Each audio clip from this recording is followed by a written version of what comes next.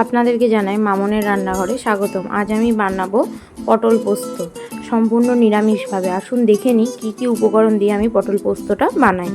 প্রথমে আমি পটলগুলোকে পুরো খোসাটা কিন্তু আমি ফেলিনি, এইভাবে ফেলে গায়ে হালকা হালকা করে একটুখানি কেটে দেব, যাতে ভেতরে মশলাটা ভালোভাবে ঢোকে। দেখতে পাচ্ছেন আমি কিভাবে কেটেছি। আমি আপনাদেরকে দেখানোর জন্য একটা কেটে দেখাচ্ছি, বাকিগুলো আমি কেটে রেখেছি। এভাবে প্রত্যেকটা পটলকে কেটে নেব। এরপরে কড়া গরম করে তাতে ভালোভাবে সর্ষের তেল দেব, আর পটলটায় কিছুটা লবণ আর হলুদ দিয়ে ভালোভাবে মাখিয়ে নেব।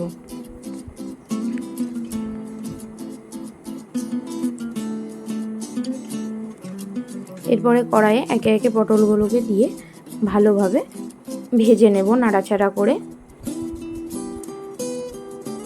আপনারা চাইলে পটলের পুরো খোসাটাকেও ফেলে দিতে পারেন, আবার চাইলে কিছুটা করে এরকম রেখেও দিতে পারেন, তবে এইভাবে রাখলে বেশি ভালো লাগে খেতে।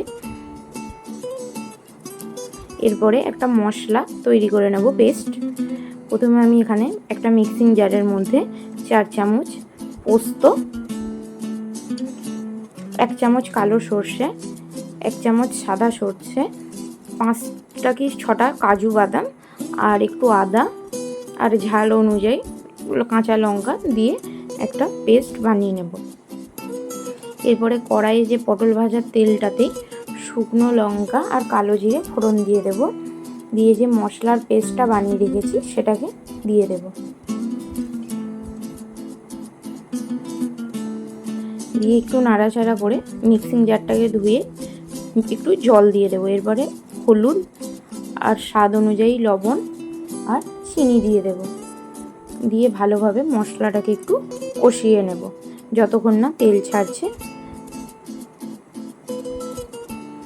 মশলা ভালোভাবে কষানো হলে যখন দেখবেন তেল ছেড়ে গেছে, তখন এখানে বাকি ভেজে রাখা পটলগুলোকে দিয়ে দিতে হবে। পটলগুলোকে দিয়েও মশলার সাথে ভালোভাবে মিশিয়ে নিয়ে এখানে জল দিয়ে দেব। এইভাবে যে কোনো দিন আপনারা পটল পোস্ত এইভাবে বানিয়ে খেয়ে দেখবেন। যারা পটল খায় না, এইভাবে পটলকে বানালে তারাও পটলটা খাবে। গরম ভাতে জাস্ট দুর্দান্ত লাগে এইভাবে পটলের পোস্ত করলে।